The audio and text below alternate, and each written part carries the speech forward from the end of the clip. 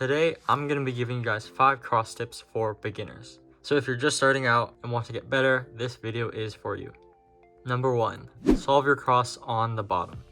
A lot of beginners make this mistake, but make sure to correct this early on because it can be a really bad habit. It's important to start with cross on bottom because your next step is going to involve cross on bottom, or at least with most methods. Even if solving cross on top or to the side is more comfortable for you, once you solve your cross, you're going to have to do a rotation, which takes way too much time. It also takes away the ability to look ahead to your first F2L pair or corner. Number 2, having good cross efficiency. So what I mean by this is doing your cross in not a lot of moves. For beginners, I would say your cross should always be around 8 moves or less. If it's a little more than that, that's okay, but continue to work to get this number down. For example, a cross like this may seem not that bad to a lot of advanced speedkeepers, however, it may be a little bit of trouble for beginners.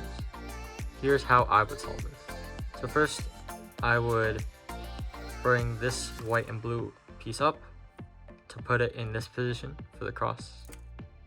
And then I would bring this red piece up, do a D prime to align both this blue and orange cross pieces. And then I can do an F to insert that corner. Bruh.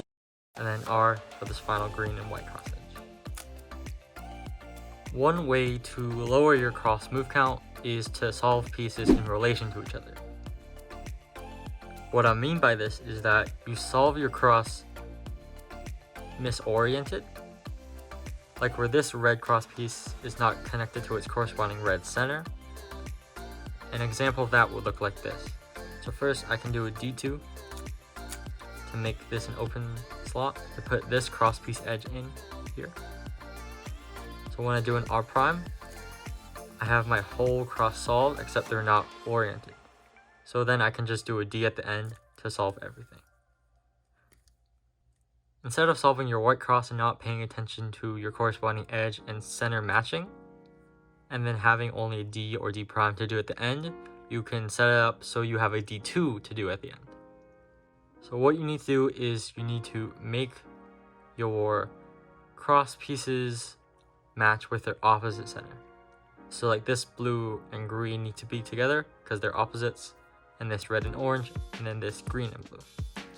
So in this example, I can insert this remaining cross piece like this. And then see these two are opposites. And then I can just do a D2 to solve everything. Solving pieces in relation to each other can be very tricky. So first start off by knowing what centers are where.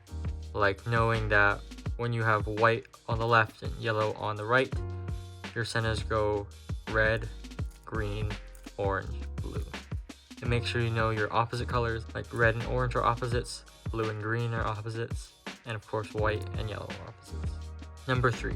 This is kind of a general tip, but make sure to have good fingertricks when you're doing cross. For example, if I wanted to orient this bottom layer like this to put in these 2 remaining cross pieces, I want to do that not using my wrist, because that wastes a lot of time and can interfere with looking for your next pieces. So I would just use my left hand to turn the bottom layer like this. And then I can insert my 2 remaining pieces at the same time like this. You can also take advantage of using Y moves in your cross solutions. For example, if you wanted to put this cross piece right here, I can actually use Y moves to do that, instead of bringing it to the right with R and F moves. Number 4, do plenty of slow solves.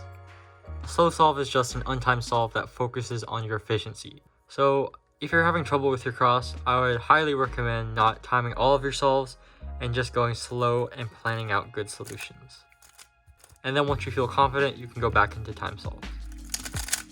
Even though they're not really as fun as doing time solves, I think they're really important. And number 5, practice. No, I'm joking. But anyways, a real number 5 is actually kind of a fun one. It's to use online resources such as YouTube or CS Timer. So for YouTube, I would recommend watching plenty of fast cubers like Felix,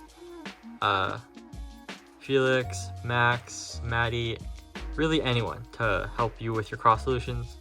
And because cross is something that you really have to get creative with, they're going to have plenty of cool solutions for you. For CS timer, if you go to the left drop down menu and go to 3x3, and then go to the right drop down menu and go to easy cross, guess what? You'll have some easy cross generated scrambles. So if you do an easy cross scramble on CS timer like this,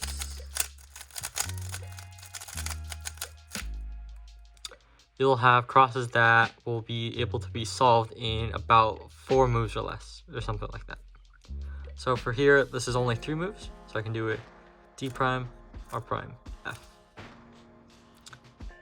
And you can also use this to brag to your friends that you really got good average of 5s because you had easy crosses every single time. Yeah, and so those were my 5 cross tips for beginners. Let me know if you have any more questions in the comments below, and I'll be happy to help. Oh, and one final tip to having a good cross: don't use roux. If you use roux, that will be very bad.